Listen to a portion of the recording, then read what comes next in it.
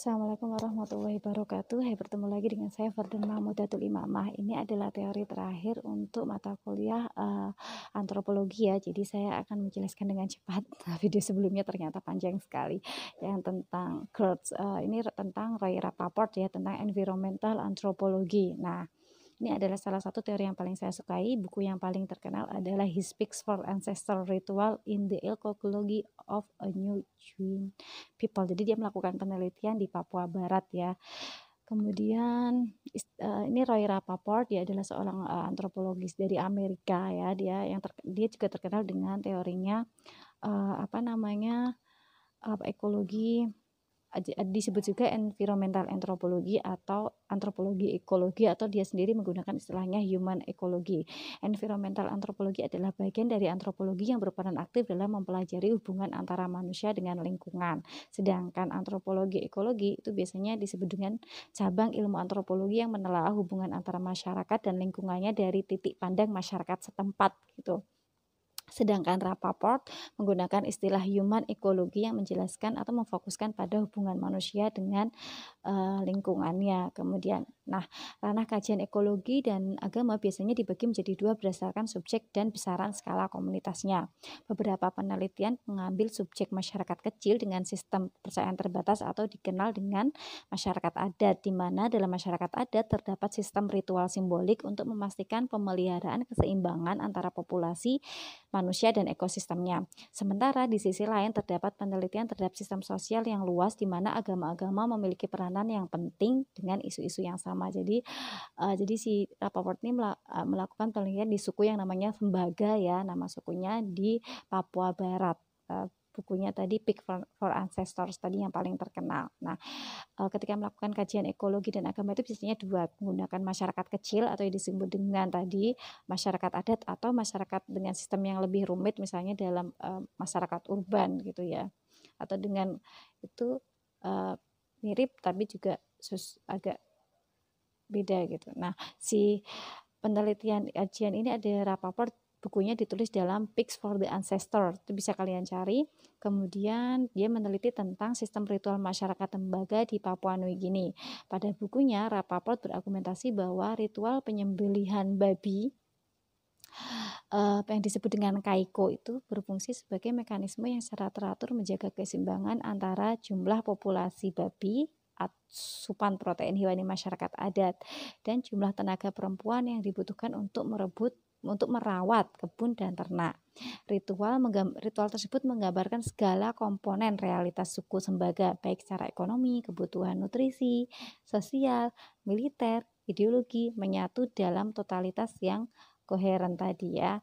Nah, si Rappaport itu berpendapat bahwa penduduk asli Australia atau orang Maring Papua telah berhasil membangun masyarakat yang berkelanjutan lebih baik daripada dunia barat.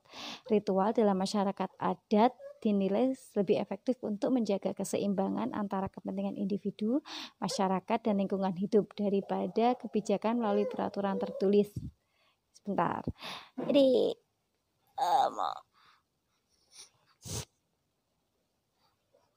Oke. Nah, kemudian lanjut ya. Salah satu peneliti tadi kan saya jelaskan bahwa bukunya itu dari Pics for the Ancestors. Kalian bisa mencari di internet juga. Ini salah satu ritualnya. Kemudian, sebenarnya pengetahuan tentang ekologi itu juga tertanam dalam sebuah ritual. Ritual tersebut juga sangat efektif karena mampu mengikat masyarakat dalam suasana emosi yang sama, sebagaimana peristiwa sosial kan. Ketika dalam melakukan ritual itu kan seluruh anggota masyarakat pasti akan dituntut untuk terlibat. Jadi bayangkan saja misalnya ketika dalam Muslim melakukan sholat Jumat, kemudian khutbahnya saja, misalnya khutbah dalam sholat Jumat itu tentang environmentalisme gitu ya, misalnya saja. Nah, itu kan orang yang datang pasti ikut berpartisipasi dan ikut memahami. Jadi nilai-nilainya itu tidak hanya nilai kebaikan moral terhadap sesama manusia, tapi juga bisa juga dengan sesama alam. Nah, kemudian fungsi ritual menurut Rappaport. Ya, fungsi ritual menurut Rappaport itu Dia mendefinisikan ritual sebagai the performance of more or less invariant sequence formal act and utterance not entirely encoded by the performer. Jadi maksudnya dia menekankan pada fungsi ritual itu sebenarnya adalah sarana untuk menyimpan kode-kode budaya dan moral ya. Jadi ketika melakukan ritual itu tidak hanya sifatnya entertainment gitu atau hiburan gitu ya, atau hanya berdoa gitu, tapi di situ ada nilai-nilai budaya dan moral yang sedang dalam upaya untuk mentransmisikan pesan tersebut dari generasi ke generasi gitu. Jadi alih-alih menggunakan komunikasi verbal, maksudnya tidak menggunakan komunikasi verbal yang isinya menasihati kata-kata gitu ya, atau menggunakan undang-undang kalau kita ya, kalau secara formal gitu. Tapi kalau menggunakan ritual kan Anda setiap hari sholat kan, makanya kalau dalam Islam itu ada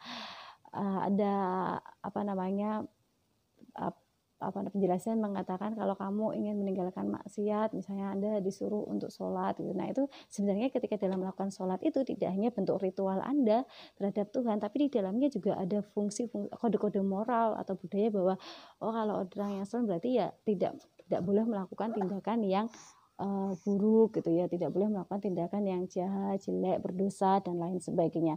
Nah ritual-ritual itu menyimpan kode-kode budaya dan moral itu yang dalam upaya dari setiap nilai-nilai itu ditransmisikan atau diberikan dari generasi ke generasi, dan itu lebih efektif daripada misalnya hanya menggunakan undang-undang gitu ya misalnya saja. Nah kemudian misalnya dalam isu contoh yang paling saya suka dari film, mungkin Anda bisa menonton film ini untuk menunjukkan bagaimana ritual itu penting dalam paradigma ekologis gitu ya.